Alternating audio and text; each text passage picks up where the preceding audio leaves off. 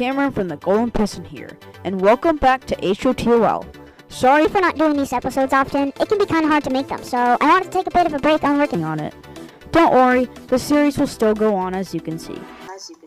Yes, as I can see. Also, Capacilan is going to collab at another episode, because he's taken a break from Discord, so it won't be easy to make a collab with him at the moment. Anyways, I hope you all enjoyed this episode of HOTOL.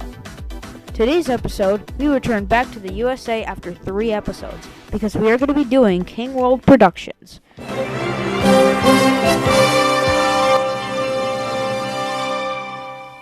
First off though, let's take a look at the company's history. King World Productions Incorporated was a production company and a syndicator of television programming in the United States. Independently established in 1964 until acquired with its eventual 2007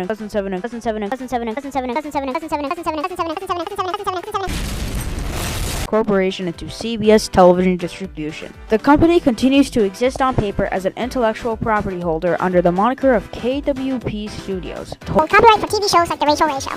Fun fact, in the 90s, King World Productions operated an As Seen on TV VHS service that was known as King World Direct. We'll see that logo a bit later on today. I do read from Wikipedia, thanks. Anyways, that's it for their history. Let's get on to logos. The first logo is what I called it Charles Kane text, because it's nothing more than that. It was used from 1970 to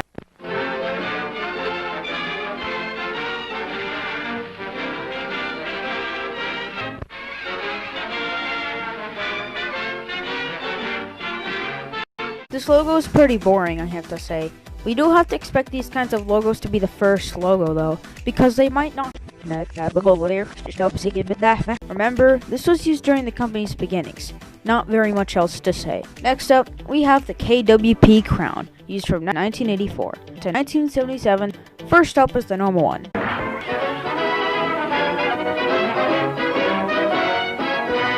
Then we have an unofficial reconstruction of a supposed lost color version of this logo.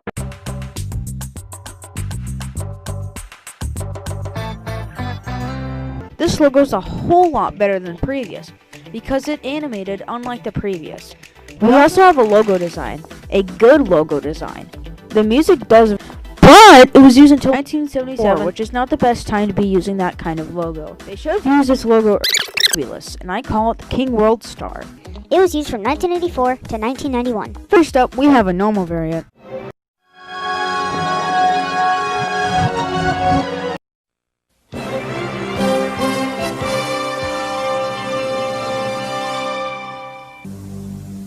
We also have a black and white variant for some reason.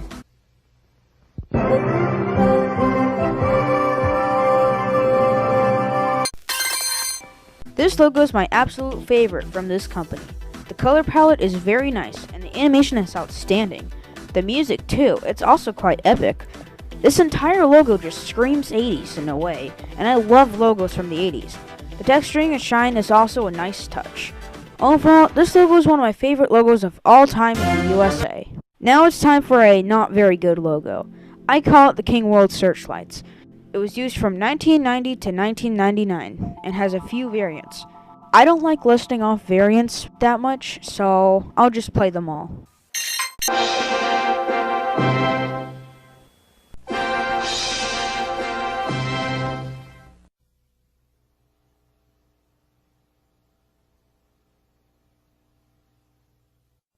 I do hope that doggy is for sale. There is no T. Wow. Deanna.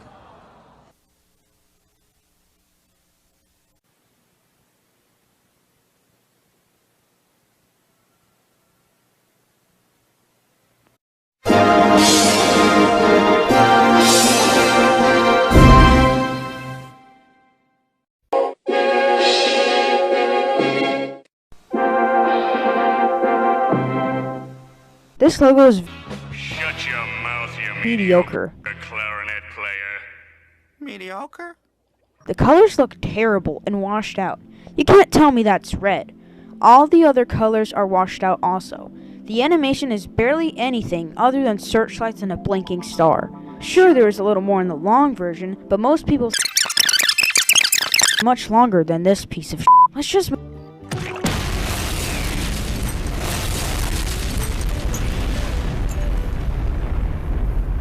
move on to the next logo, which is way better. The next logo is what I call the King World Strike. Now this is a way better improvement over the last logo. It's bold and striking with that thunderclap. That's why I called it the King World Strike, because it's striking. It also has a cool little background theme, a lot better than the The colors are very vivid as well, unlike those dark, washed out colors from the last one. This isn't my favorite logo from them. You already know which one is my favorite, but this is still a great. Anyways, I hope you all enjoyed, and if you did, please leave a like and Don't forget to like it. Oh! This is Cameron from the Golden Piston, signing out.